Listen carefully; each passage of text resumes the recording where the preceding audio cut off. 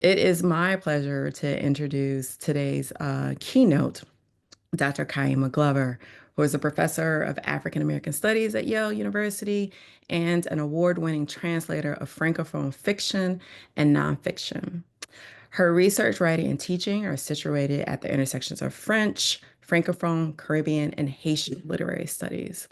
Moreover, her work explores border crossing, marginality, gender, and canon formation, and it queries through rigorous textual study the shifting categories of quote unquote center and quote unquote margins as they are constituted across the post colonial Afro Americas.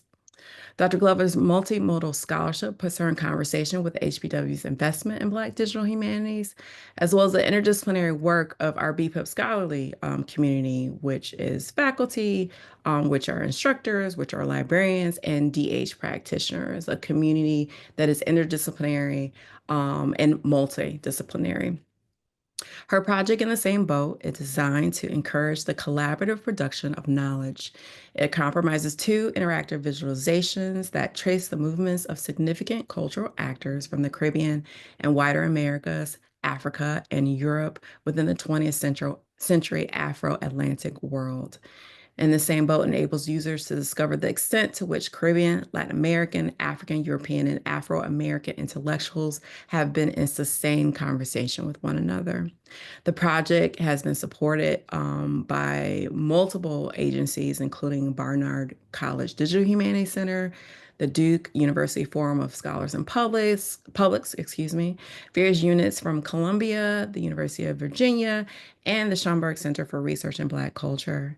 In addition to that, Professor Glover's own research, which includes two monographs and numerous articles, have been funded by fellowships at the New York Public Library Column Center, the Columbia Institute for Ideas and Imagination in Paris, the Heim Foundation, the National Endowment for the Arts, the National Endowment for the Humanities, and the Mellon Foundation.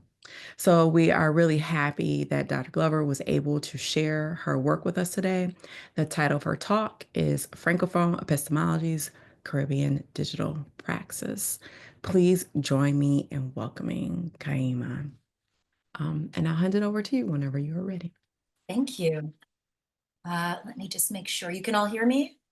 Yes. Fabulous. Okay, I want to start, of course, by saying thank you to you, Aisha Hardison, and also to Erin Murray for this invitation to talk today. I'm so grateful to have been brought into this really exciting intellectual community, and I look forward to being in conversation with you all and getting your feedback.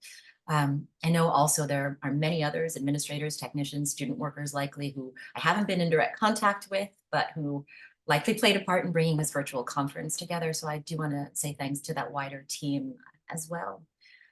So my presentation this afternoon, which I hope you'll find useful, is going to focus on practice or praxis in the context of the various digital initiatives I've been involved with over the last several years, really. So what I plan to do is a bit of show and tell in the hopes that this can be useful and encouraging for those of you who have taken or who are considering taking the so-called digital turn. So what I'm going to do is kind of share with you the how, the why, and the for whom of building these platforms. And then I'm going to end with a pretty frank assessment of whether or not they've done actually what my collaborators and I hoped and intended for them to do. I've titled this talk Francophone Epistemologies, Caribbean Digital Praxis because the ways of thinking really that underpin all the projects I've undertaken in the last years are ultimately very much indebted to the Martinican thinker and writer Edouard Glissant, which some of you might be familiar with. Specifically, my Caribbean digital praxis relies on these two notions that Glissant has largely promulgated and developed: the concepts of marronage, or marooning, and relation, with a capital R.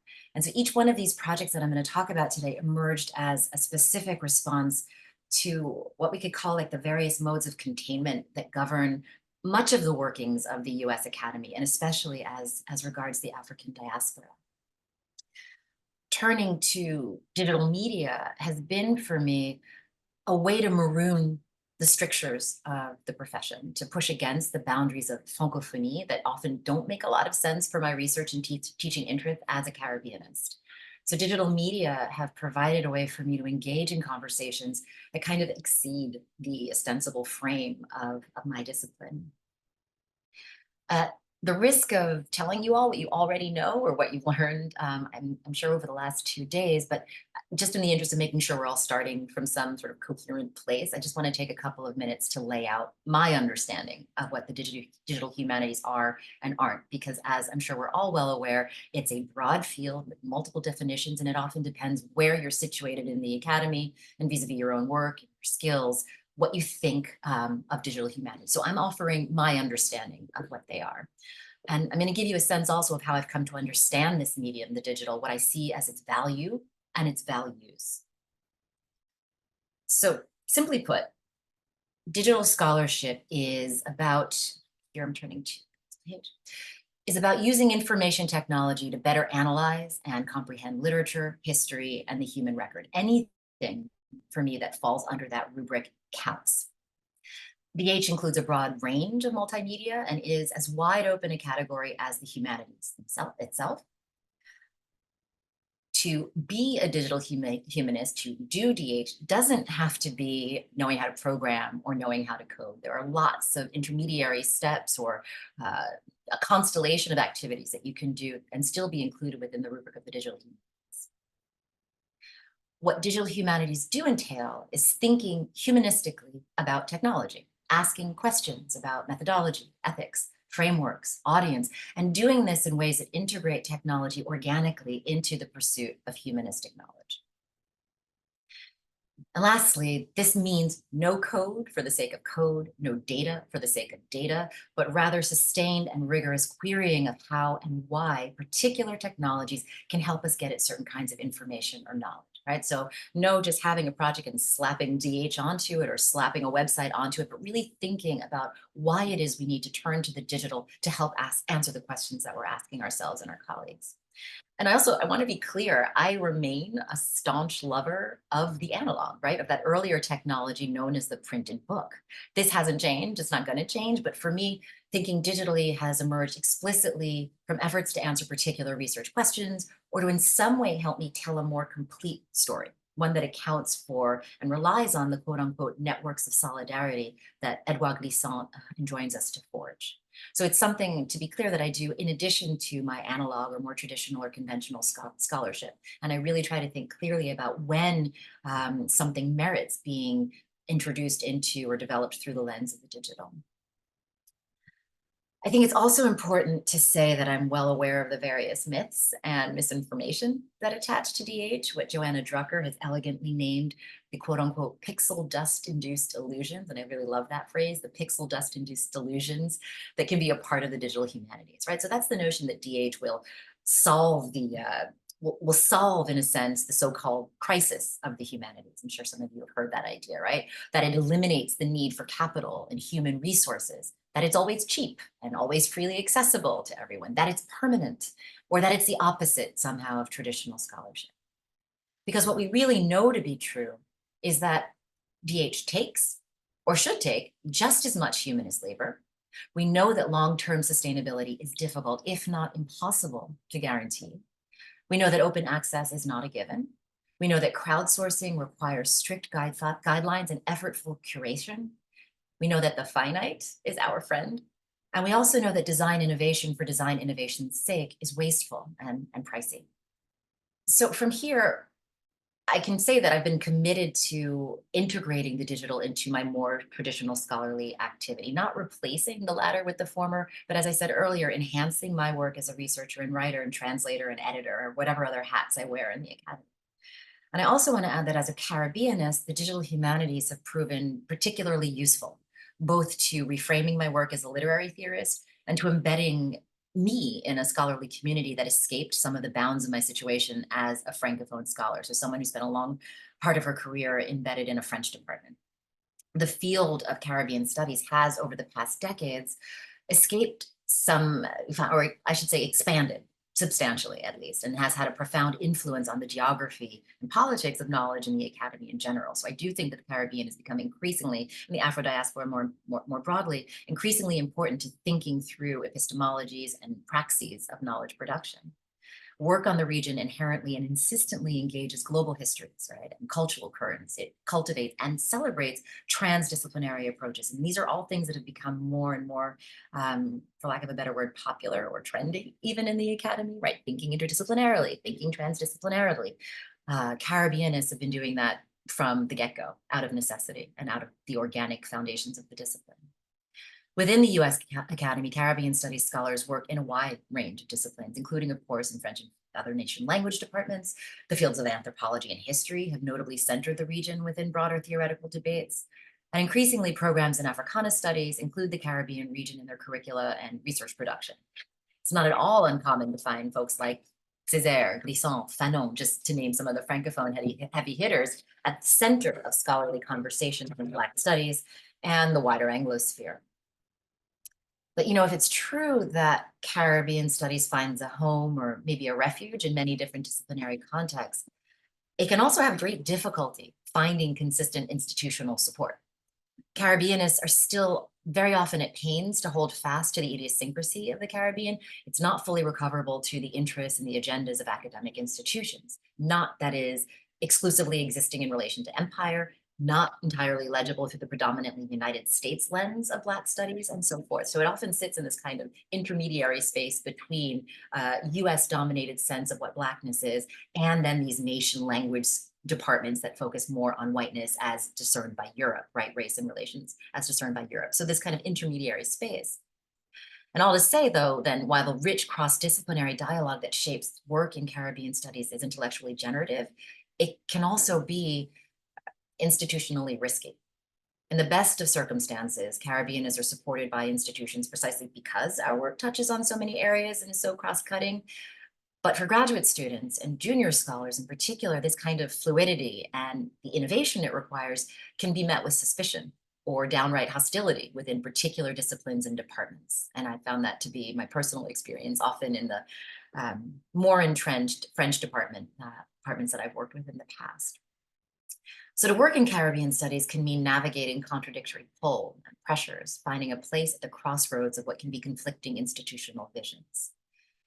And I'd say that my work in the digital humanities over the last years has been a reflection of my conviction that the training I've done and the knowledge I've produced as a Francophone scholar can be deployed in and through digital media in ways that usefully unbind or untether me from France or from French departments. And I'll explain what that means. This unbinding or this untethering has necessarily been an exercise in community building, because more than anything, and in many ways more explicitly than in the case of my analog scholarship, digital humanities work requires thoughtful and sustained collaboration.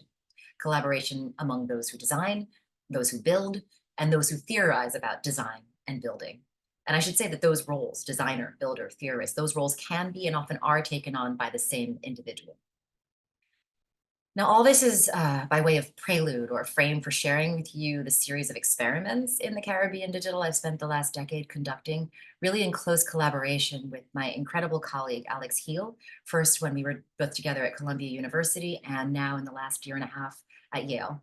Since 2013, he and I have done a lot of what I think are pretty cool things together, and I'm hoping that sharing these things with you will be source for some conversation, maybe some inspiration, and some useful critique. So what I'll take you through today are 4 of those things. So an interinstitutional digital Black Atlantic workshop that culminated in a very particular sort of online conference. That's the first. The second is the founding and co-organization with our super colleague, a woman named Kelly Baker Josephs, who's a Caribbean Anglophonist at the University of Miami, and that's called the Caribbean Digital. It's an annual international colloquium that showcases digital work emerging in, from, and about the Caribbean and its diaspora, and we're now in our 11th year. We launched together Archipelagos, which is a peer-reviewed online journal dedicated to Caribbean digital theory and practice. And lastly, we're building the project that Dr. Hardison mentioned, a mapping visualization with the modest aim of rendering the entire intellectual history of the Afro-Atlantic world. So our aim in every facet of these collaborations has been to place the Americas at the vanguard and center of digital humanities scholarship. We've been focused on nurturing a robust intellectual community, on bringing to the fore work in the field of Caribbean studies, on developing models for ethical team building and technological innovation, and then also, and importantly, on generating what we think of as archives of the future. And we've done so with projects that have emerged largely from our particular interests as Caribbeans.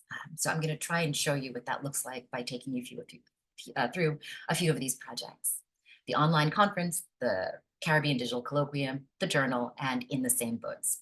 I'm going to do a bit of show and tell, and then also share with you the motivations and intentions that underlie the project. And then afterwards, I'll take whatever questions you might have.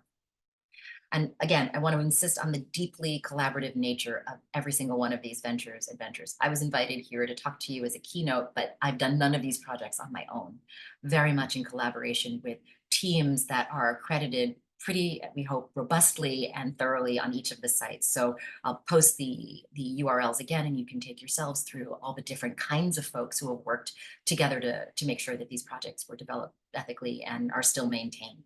This all began with a project called Césaire Legacies, which you see now. Can maybe Michelle Gibbs, because I can see you give a thumbs up if you can see Césaire Legacies. All right, 2 thumbs up, thank you.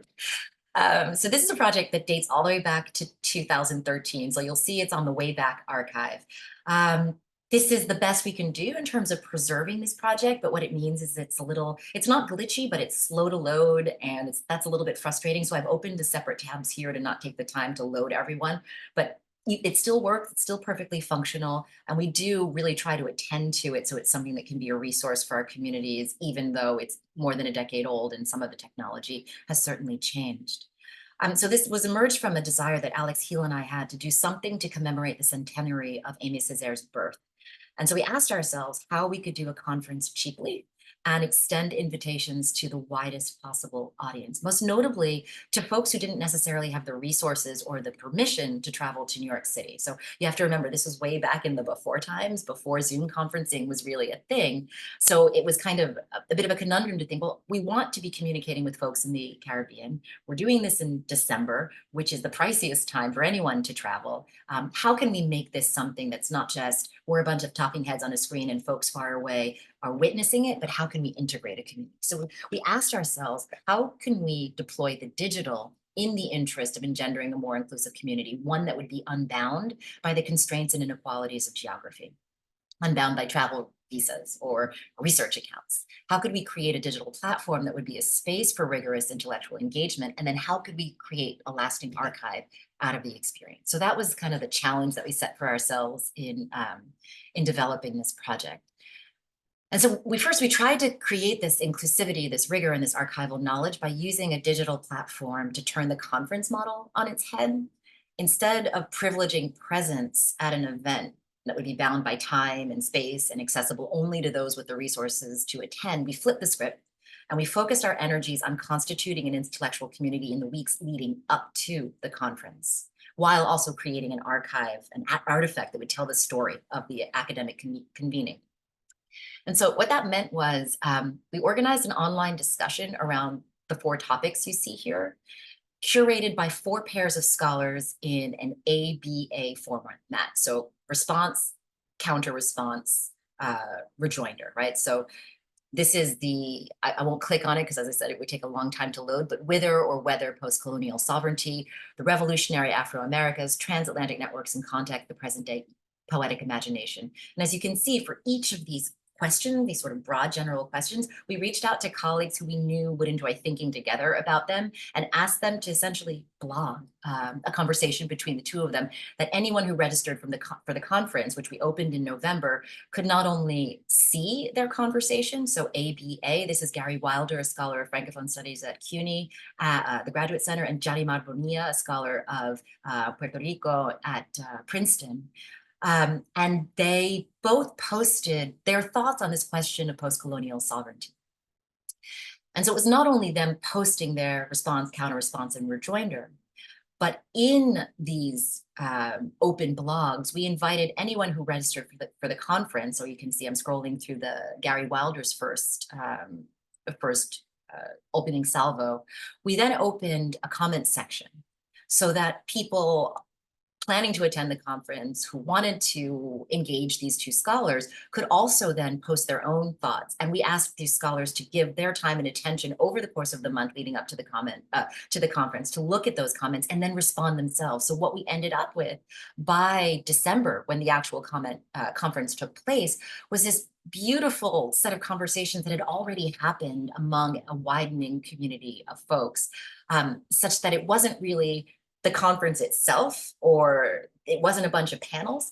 When we came together on December 7th, I think it was, or something like that, it was really kind of a picking up the ball and running with conversations that had been ongoing for the weeks before. So we asked Jarimar, Brent, Erica, Milari, Anne, etc., to just come to the conference. And they were in person and they spoke briefly to the remarks that they had made online, but they mostly engaged with people's questions and commentary rather than presenting prepared remarks. And that turned out to be something that made it more of a communal experience where both the in-person and the virtual attendees could really feel as if they were part of that experience.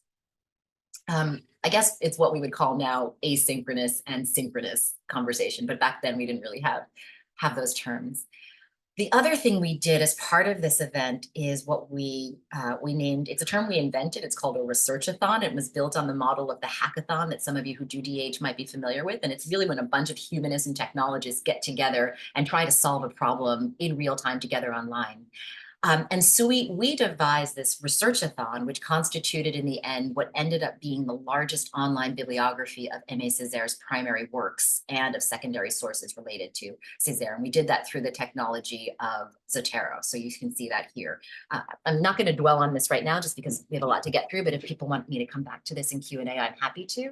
But essentially we did the same thing. We got a lab, which was basically a classroom at Columbia at the time. We opened up a bunch of computer screens so people could join virtually, and we sat in a room together and worked on uploading information, as I said, primary sources and secondary sources of materials related to Aimé Césaire, and that still exists online. You can see that there, more than I think 3,000 entries. So doing that event was the catalyst for the second project I want to talk about, which is the Caribbean Digital. So this, as I said, is an event that's been ongoing for now, going on 11 years. You can see the archive of those events here. It's an annual, variably hybrid conference that we've been convening since 2014. And here too, the goal was network and community building, to bring dispersed actors already working or interested in the digital space, bringing those actors into a public-facing conversation, and then often hosting corresponding skills building workshops or resource production efforts during the event. So it kind of came out of the Césaire workshop, the Césaire Legacies Conference, where we were like, we not only want to do a conference, we want to create a community, and we want to make stuff, and we want to teach people to make stuff. So most of these conferences, the first day we host some sort of workshop, online bibliography building, minimal computing, hypothesis, mapping, visualization, something that is a skills offering in addition to kind of the intellectual conversations that happen around the conference. And here I'll note that because we've been committed to these sort of multivalent and hybrid models since Césaire's Legacies, we were kind of able to remain calm during the years of the pandemic. So our convenings in 2020 and in 2021 were entirely virtual symposia where we went back to our origins and we again thought about how we could leverage the digital in order to approach conferencing in a way that would be useful to our community, both in the US and in the Caribbean. So at a time when no one could really get anywhere, how could we still have these conversations and keep up the momentum that we had been building in the years prior? So again, we focused on the time space of virtual collaboration and on generating sustainable archives. And that meant that in the weeks leading up to the conference in 2020 and 2021, we started making stuff. One of the things we made was the funkily named Caradisco. And that is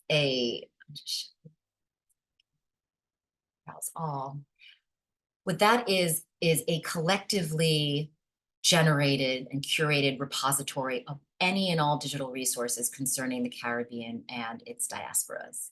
And so this is something, anyone who's interested, we have information about how to find us.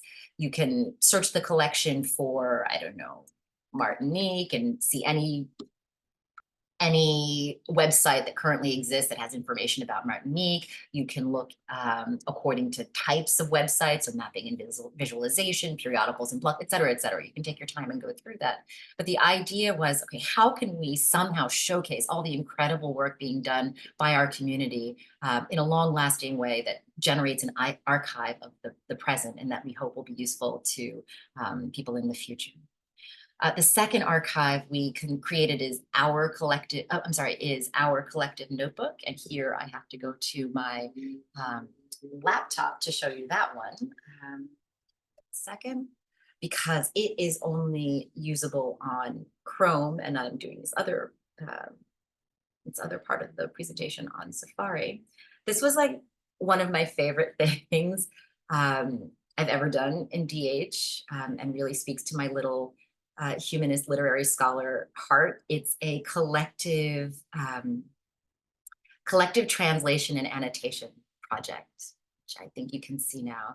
So using the website Hypothesis, Alex and I retranslated Le Cahier d'un retour au pays natal, the famous kind of trans-Caribbeanly famous notebook of the return to the native land by Aimé Césaire. And we invited for a week, we did a sort of annotation-a-thon, because you have to add a thon to everything with DH.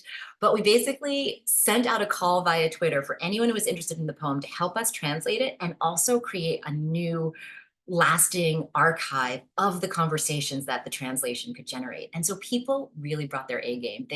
People brought other poems to it. Somebody brought like video to it. You can see here. I think a couple of people just posted pictures of mangoes and like waxed philosophical on various Caribbean fruits. But so every part of this poem is now annotated with ideas and enriching sort of artifacts from the community about this object. And it was just one of the more interesting approaches that we took to thinking about the poetic, and that we've used individually oftentimes in our classrooms, not only bringing students to this project, but also realizing that annotation is a means of engagement with literature.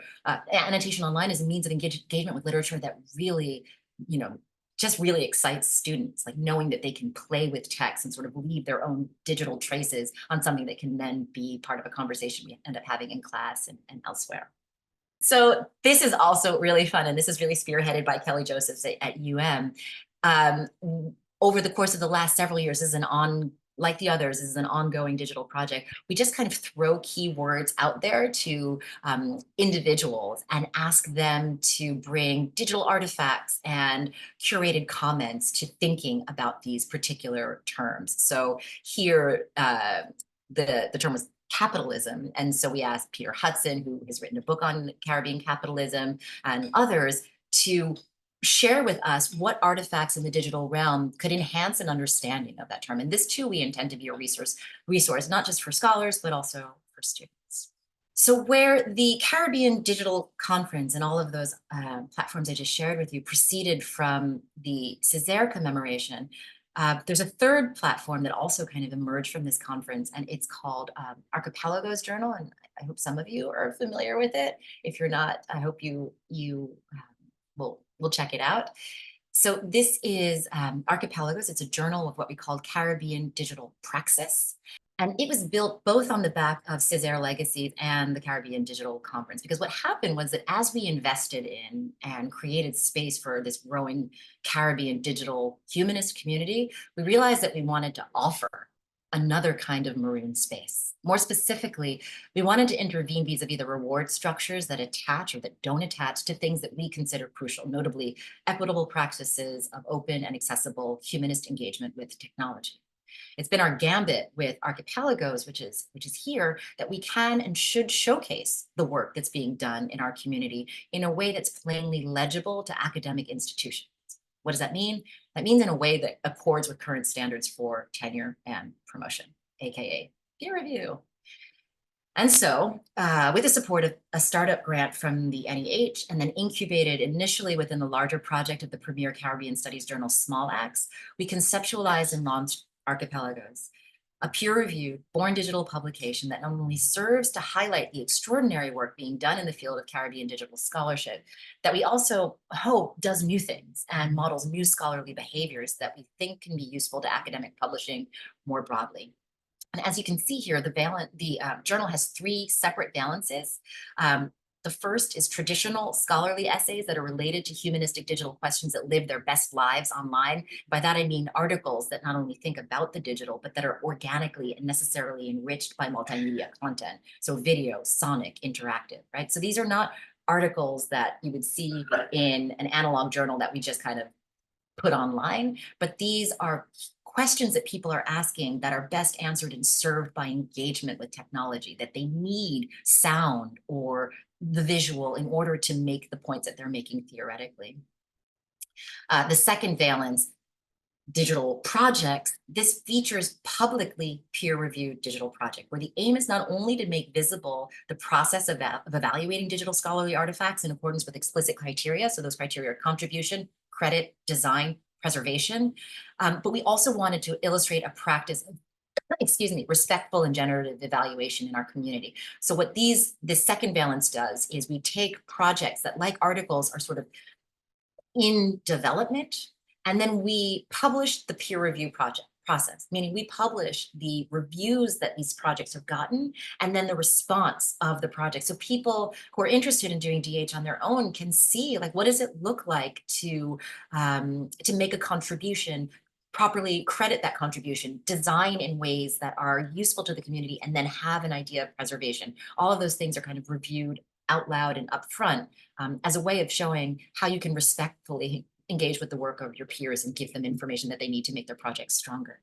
And then the final section, which is legible in an analog context, is published reviews of finished Caribbeanist digital projects. So that's on the model of a traditional scholarly book review. So we'll go out in the world and see projects that are out there and do reviews of them, period. So on the whole, Archipelagos really reflects our ethical concerns. It's entirely open access. There are no author fees. Contributors retain their copyright. All the languages, as many of the Caribbean, are welcome. Currently, we can do English, Spanish, and in our next issue, Dutch. And we're attentive to best indexing, archival, and accessibility practices. We share all of our software and data freely on GitHub, and the site is lightweight and mobile phone friendly. So that's in recognition, obviously, of the importance of cell phones and of bandwidth differentials and data costs in spaces beyond the very well-resourced institution where Alex and I are currently sited.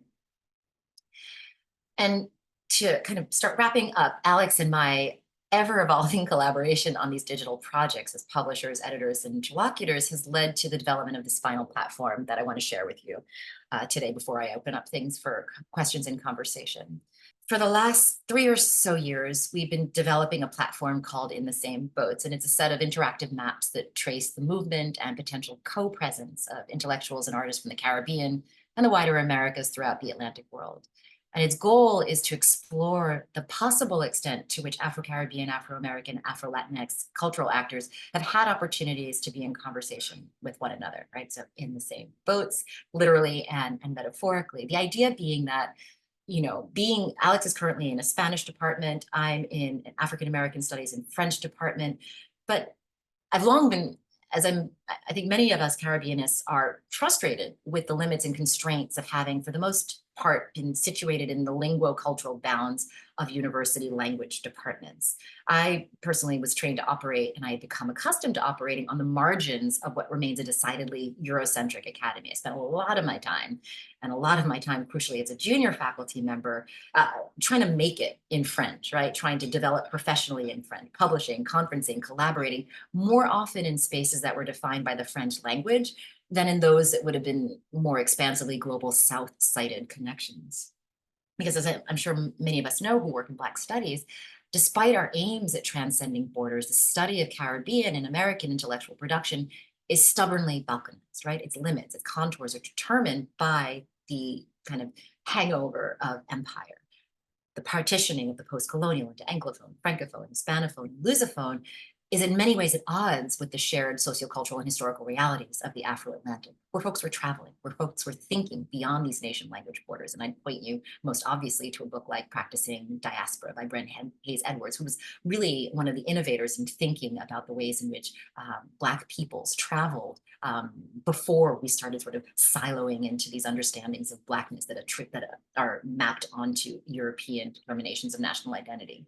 So Same Boats was designed to push back against the walls of these kinds of academic silos. It's a platform that tried to render visually impactful and easily accessible the dimensions of a multilingual networked Atlantic world, despite the fact that so many of us are limited by our capacities or incapacities in various language.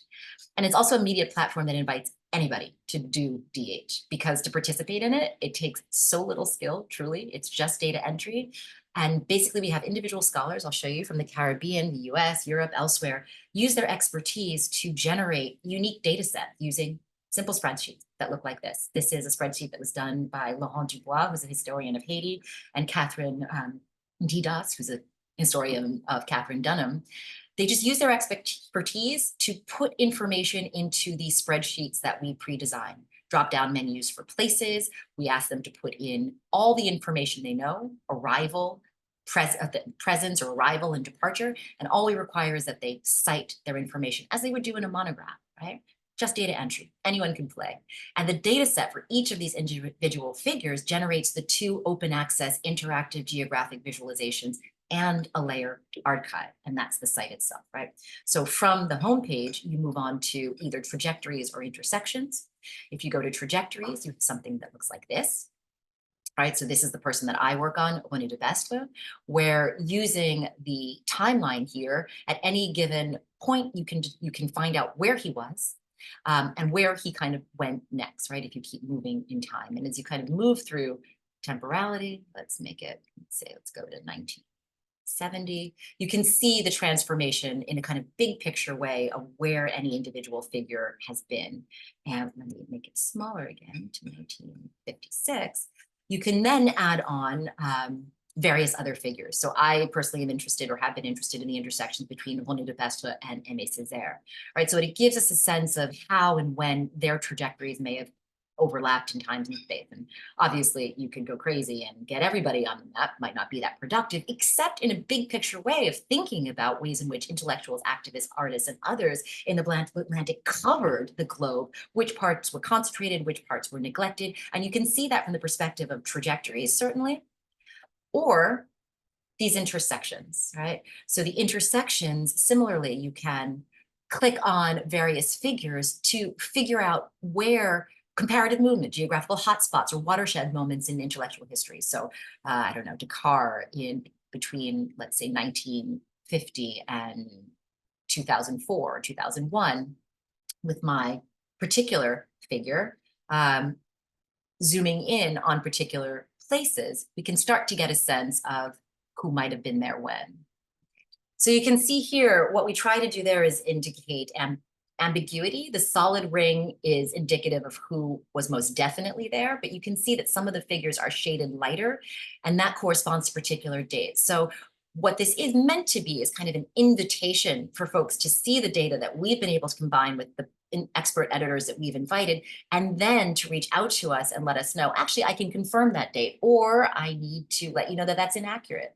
And then finally, the last thing I'll show you on this map is using search terms, right? So we can go to the search function and just type in words like festival, and then find out through that means as well what other kinds of intersections might have been happening, and then return to the map. So these are all just efforts to show that how by literally mapping a network of Afro-Atlantic intellectual, political, and aesthetic contributors, contributions in the 20th century, Same Boats might offer something of a workaround with respect to kind of the various nations of Africa, Europe, and the Americas that have been so curtailed by the legacies of empire.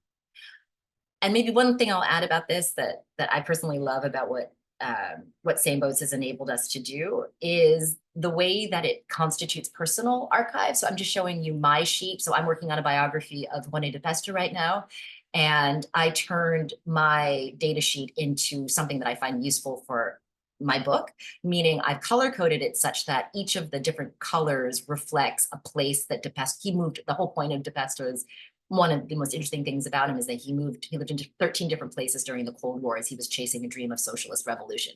So it helped me to have this map and then the corresponding data set archive to really visualize his movement and to understand where he was in time and place. And then here, moving past notes, so everything up to notes appears on the map, but everything after, these are things that I've added to my data sheet that are useful to me. So where he was, but also who he met, he encounters, what works were published. So kind of bringing all of this information together in a way that this serves my interest as a scholar.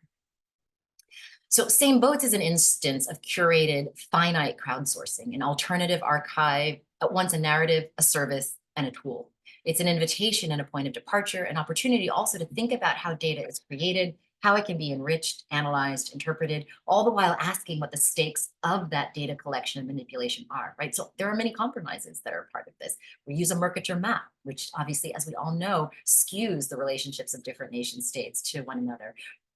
We have to use Google, not our favorite company, but the only company that provides all the free software that we need to make the maps work, right? So thinking out loud about those things as we utilize these tools is something that's become necessary. And as with all the other projects I've shown you, the Same Boats platform is simple and it's lightweight. Everything is open access, because really for us, the beauty is in the back end. There are not a lot of frills on the front end. It's a very simple looking site. So there aren't a lot of design bells and whistles, the kind that can slow down or overload a site to the point of potential unusability.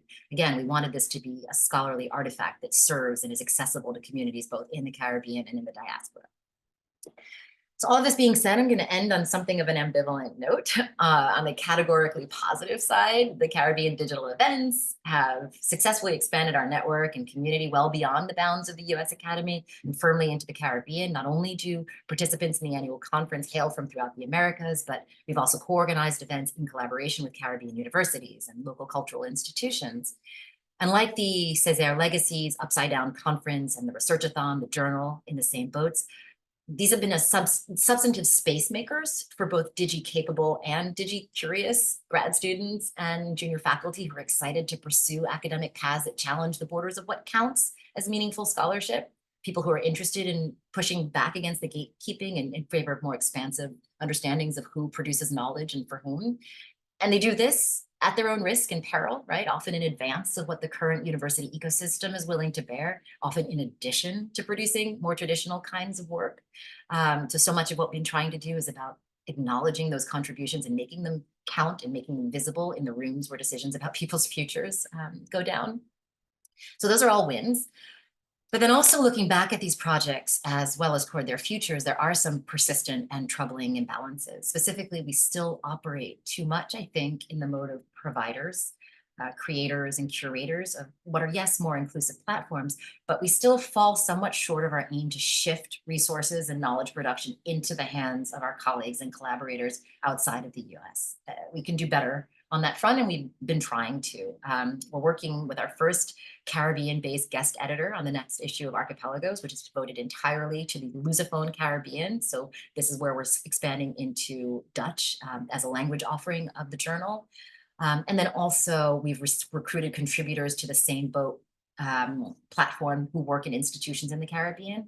And then lastly, thanks to a $5 million Mellon grant we were awarded in 2022, we've devised and implemented strategies for non-strings attached resource distribution to partners in Puerto Rico, Dominica, and Martinique. So we've been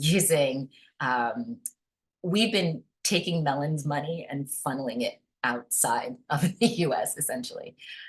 And so, in other words, our most recent moves have been about shifting the balance of our activities from building for to building with, and then grappling with the new challenges that this has presented. And as I hope I've been able to illustrate, each of the platforms I've shared with you has required a commitment to marronage, to marooning. And I want to be clear in saying that, or remind us, I guess, that marronage actually doesn't mean escape. If you know anything about that term in the Caribbean, maroons don't escape the system exactly. They refuse, yes, but they're involved in navigating and negotiating with things that still remain elusive to control. I live and I work in an academic institution. doing things digitally does not change the constraints that are attendant to that position, but it does allow me to be differently in relation to my research and to my intellectual community. And it has allowed my work to be increasingly unbound. So thank you so much for listening. I have a question, and I know that you have talked about this, but I would really love to know even more in depth for you, your personal connection to this work. And again, I know you've stated it, but my question is like, how are you personally navigating your scholarly curiosities? You know, how do you see that your work is either logically building in your goals and the goals that you set for yourself, um and I'm especially thinking about this as on the tenure track, and sort of thinking about my own how my own scholarship builds on each other. So I was so curious as to hear your, like, personally for you, like what it is that like really drives you to this research, what is that drives you to this work, and then how are you thinking about the sort of logical narrative that you build for yourself personally, for your work, your research work at large. So I hope that's not too much of a large question, but I'd just love to hear a little bit more about that. I appreciate the question. Thank you. Thank you so much. I,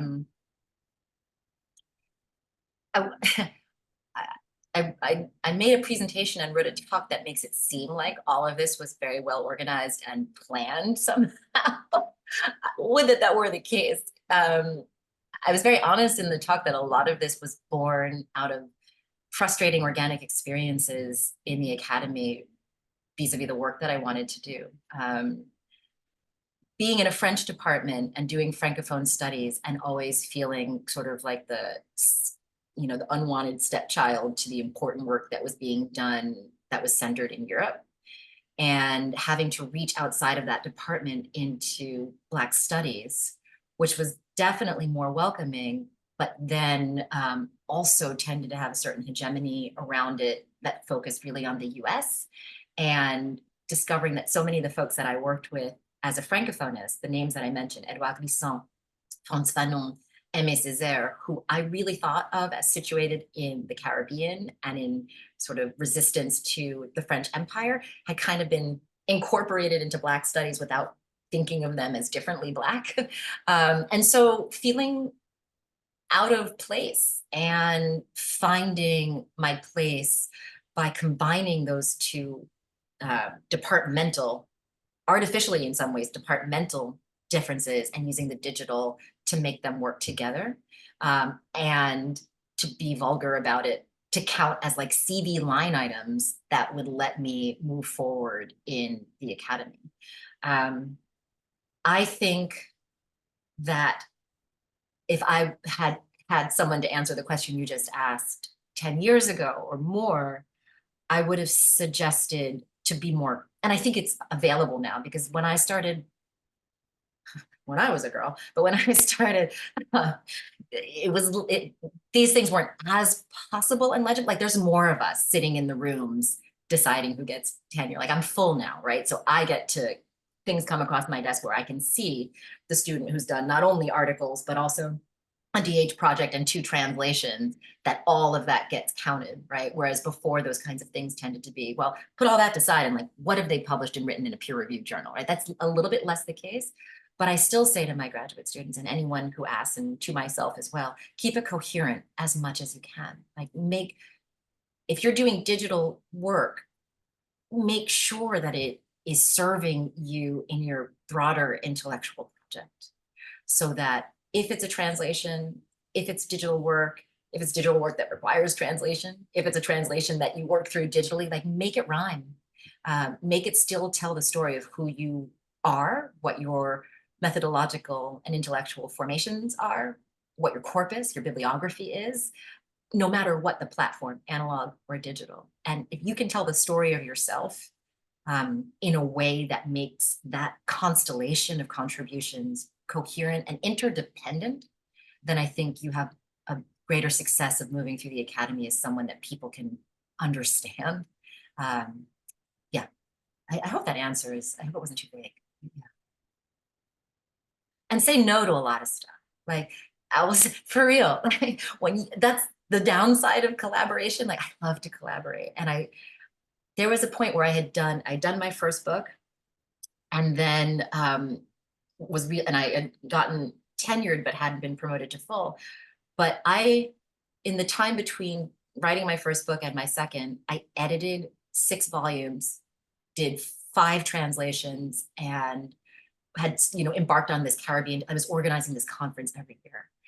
And, I took my eye off the ball, because when I realized I was coming up for full, I was like, those things sadly still, even though they were the things that brought me so much joy and inserted me in a community that brought so much intellectual engagement to my research, they would still count less than that single thing, right, that the committees were looking for. So, mentor yourself in that way. Just keep the balance between the things that you get to do and that you love to do, alongside the things that are, as I said, more traditional and more conventional.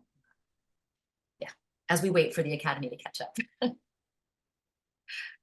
Yeah, I see a hand up, Kodutola. Yes. Hi. Thank you very much for this presentation. You made me grin in the eyes because you chose Césaire instead of Glissant. The reason being that what you did with Césaire, I wish, and I would pay anything for anybody to do for Glissant. He's my greatest nightmare. I went to a National Humanities summer summer camp. I did not know how miserable I could be until I went to that. And it was all about Glissant. Yeah. And everybody around me seemed to just enjoy the language of Glissant except me. And here I am listening to you do what I would want somebody to do for Glissant that you have done with Césaire. That poem you took, my eyes were just glued to it, thinking maybe she would finally get to Glissant, but unfortunately you didn't. And quickly I went to, in the same boat, instructions, trajectories, intersections, and I punched in at search, Glissant. 3 things came up that when I clicked, it didn't even get there at all. And my thing is, would you ever get to Glissant? I would wait. I'll wait for as long as you will get there. Even if it is 10 years' time, I would wait. Yeah. I just want somebody to do what you did with Césaire. You took one of his poems and you stopped in there. I mean, this is a Glissant that talks about opacity. It just, I have no clue. I have no clue about what he says, because he doesn't talk to the average human being. Yeah. Talks to the gods. Hear you. I hear you. So I don't know whether there are resources like yours that deal with Glissant that you can help. Just the ABC of Glissant will go a long way to help me. You are making me laugh. I love your question. You seem very, very, very conflicted and torn around Glissant, and I can actually answer your question. The first one will be a very glib answer, and I offer this actually as a follow-up to the just say no point that I finished my last answer with, something that Alex and I inevitably end up saying in these presentations. And we take it as a sign of interest. Very often we'll do like a presentation, we're like, okay, we did this, we did this, we did this. And one of the questions will be, can you do this now? It's a natural question, right? But our answer is always, maybe, probably not, but you should, and here's how. And that's why I was making the point in the presentation that all of these projects that we've done, like literally from the that first conference on Césaire that you mentioned, Kodutola, to In the Same Boats, they are very simple, out-of-the-box projects that if anyone is interested, we share how it's done. So if you want that Glissant project to be done, you find a collaborator, you reach out to us, you say, we're interested in doing that, and we give you the toolkit. One. Two, same boats. It's true. He's not on that list. Quickly show you something. Basically, the way that we decided to do this project was to build the site and then see where the community took us. Meaning we did not predetermine who would be in it. We launched the project and we said, if you're interested, anyone who is interested, give us the name of a person and we'll send you a spreadsheet and you can get on the map. We're going up to 50 names. And once that limit is hit, we can't do any more. So this in production are the people who are currently on the map, right? So that you go to the site today, you'll see them. But in the queue, let's see if Glissant makes it there. No, these are people to whom we have sent spreadsheets and they're currently working on them. And these are people who will fit eventually on the map. And I think, oh, we've got Purgatory. Purgatory is people who said they were going to put something on the map and then they didn't. So that's not, I did my job. So I don't know why this is in Purgatory. It should not be in Purgatory. I'm removing it from Purgatory. But these are 4 folks that we had reached out to people and they said that they were going to do it and they didn't, which is fine, but we'll have to go back to them and say, look, if you're not, we'd like to release these names again. But you can see Glissant isn't there. So in that respect, and we really were committed, because I did talk to you all about this being an archive, we were committed to our project showcasing who people wanted to engage with in our scholarly community. And I will say on a personal note, the first book that I wrote, the entire introduction was about the ways in which certain figureheads of Francophonie kind of take an outsized position in the French Academy, and how so much of Caribbean literature and culture is read through the lens of Glissant. And I called for a decentering of Glissant, actually. Like there are other epistemologies. He's brilliant. As I said, the introduction to my talk, relation, marronage, opacity, this is my breath, my blood is thinking through those. He's given us an immense amount, but he's not the only one. But there's a tendency to not give the floor to so many others, which is why we wanted to ask people, who do you want to talk about? And thus far, no one has volunteered. Glissant. You might want to volunteer, Glissant. You let me know, email me, I'll send you a spreadsheet and you can get started. And I will say that even these spreadsheets, these edit, you can do it. Some of the Fonts Fanon one, for example, is being done by a professor and her entire graduate class, right? So these are, you can do it. We just give you the spreadsheet and then you can share it with whomever you want to work on the project together. The Dunham spreadsheet that I showed you was, again, as I said, a historian and a biographer of Catherine Dunham, Laurent Dubois and Catherine Didas. So this is, we're making invitations, but we're not offering to do everything. I hear you, but you're talking to somebody who cannot even read Glissant to save his life. I don't understand what he's saying. I want what you did for Césaire. If there's any resource that can help me, I want to get to the heart of. I hear you. I hear you. Yeah. But I'm saying do that, right? So if you want someone to talk to you about Glissant, create the event that will do. I mean, that was part of what we wanted to do with the Césaire. We invited 8 different people from 8 different perspectives, 2 poets, social scientists, literary theorists, to come together and answer some questions about Césaire in public. It took them maybe 3 hours each out of their lives to post a blog post and then monitor it. But we did end up, to your point, with something pretty accessible that students can use, that newcomers can use. I submit that would be easy enough to do with Glissant, right? He probably has a centenary of some sort coming up. Invite a few folks, like tell them, I want to understand this, dude. Can you give me the layman's answer to some of these questions? And I think that would be an incredible resource. I think a lot of people don't get the benefit of his wisdom because of his fashion of writing. So yeah, thank you for the question. Folks tired and ready to go, but I'm happy to answer more questions, but I invite you all to just have a look at those links and see what you can make of them. And also I think my email is all over all of them. So if you're interested in participating or getting access to how they were done, I'll happily share that with you individually. Dr. Glover, I have a question for you. Sure. So many of these scholars, their plans with their publications is to be open access.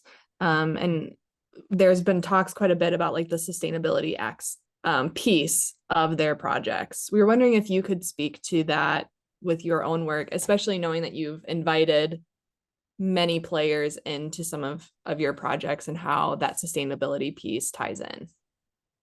Yeah, I mean, I think one of the ways it ties in is thinking, we think about the end at the beginning. So two things. When I say we think about the end at the beginning, is one of the things I've learned in working through with DH is the importance of creating what's known maybe as, maybe not that widely, but what I've known as a scope of work document that's part of the initial building of the project, which is laying out what the goals of the project are, what the general arc of it is in terms of how much capital and human resources are involved, how much money do we have, and what people are willing to sign on for how long, right? So that's that kind of outward commitment. And then thinking about the platform we use. We don't just use minimal computing to pay lip service to that trendy idea, but we use minimal computing, meaning we try not to work with dynamic databases. We try to use static websites as much as possible. As I mentioned earlier, few bells and whistles. What's our biggest way or our most likely way of making sure that this project can outlast technological changes? What's the most bare bones way that will enable us to make these things sustainable? So I know many of us who've been in DH for a little while had the heartbreaking experience of realizing that Flash kind of stopped working. And so many really extraordinary projects were consigned to the dustbin of like zombie projects because they no longer worked with existing technologies or had to be rejugged or reworked in order to function. And so often were just abandoned because resources had run out.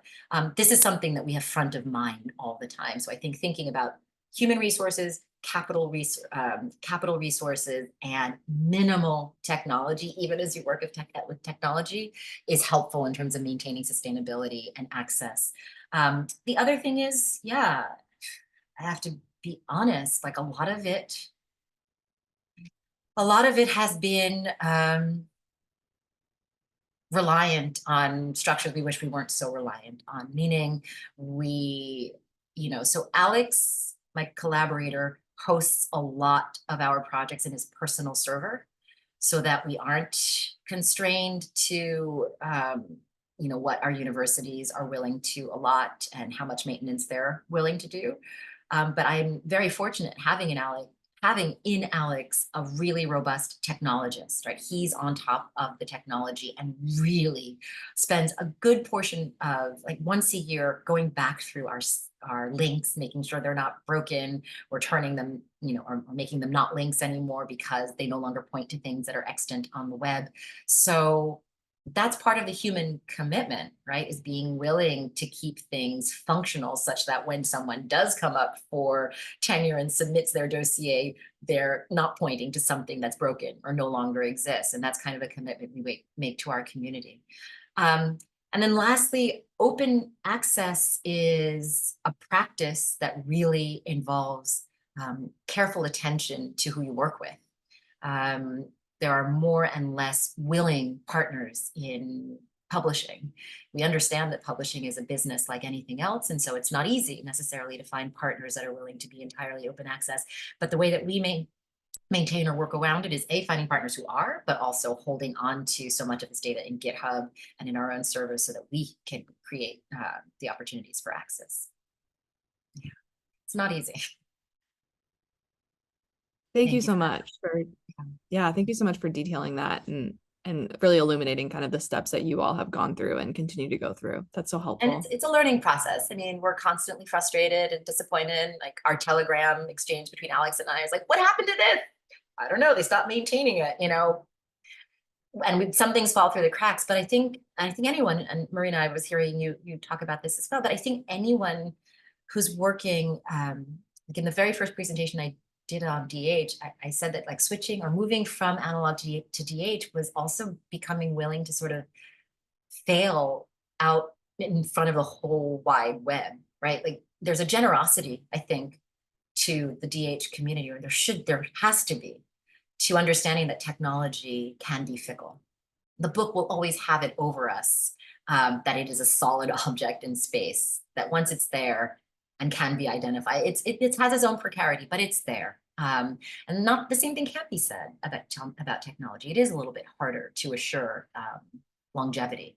And so we do require some generosity on the part of our peers and our collaborators. I guess I'll offer just more space if there's one final question or I think you invited us with thoughts or useful feedback, as well as we could also give glowing praise. Any any final kind of thoughts before we thank Professor Glover, but also close our mini conference today?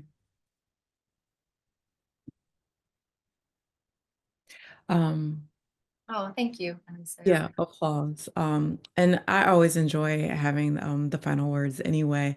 But I do want to say that I really appreciate you taking us through your your projects, the way in which you have built a corpus, and I imagine a network, talking about collaboration, talking about the steps, giving us a peek into the behind the scenes with your spreadsheets, but also talking about your ambivalence and some of the challenges that we negotiate in our respective institutions or who we are beholden to, but also thinking broadly about that and a kind of ethic and a care that I also hear in the work that you're doing. And I have to say, I personally learned a lot from not only about your work, but also your process and what it takes, the effort to do this work. So I definitely appreciate that. I recognize it. And I'm so happy that, you may not have known when you accepted this invitation, but that we see you as being part of our network and our community now. And I imagine that some of the people in this room, but also hopefully in our BPIP community will reach out to you and follow up with you I hope so. as Colake considers taking on the project that you've charged him to do, but also with questions, but also engagement with your work. So thank you so very much for Thank your you. time I'm so today. glad to have been a part of this and to be on y'all's radar and vice versa. Please reach out whenever, and I hope this won't be the last time we get to cross paths virtually or synchronously. I hope not either. And I look forward to crossing paths again. So thank you, Dr. Glover, but thank you all the presenters today, Eliseo, Marina, and Michelle. Thank you everyone that came and attended.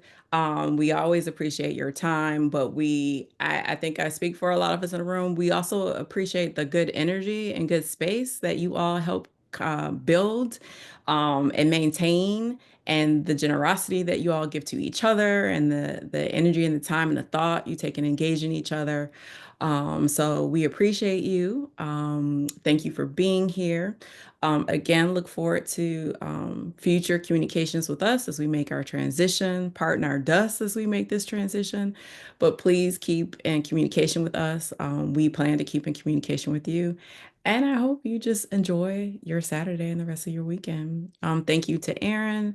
Thank you to Sarah. Thank you to our sponsors. Yeah, thank you. And please contact us if you have any questions or thoughts.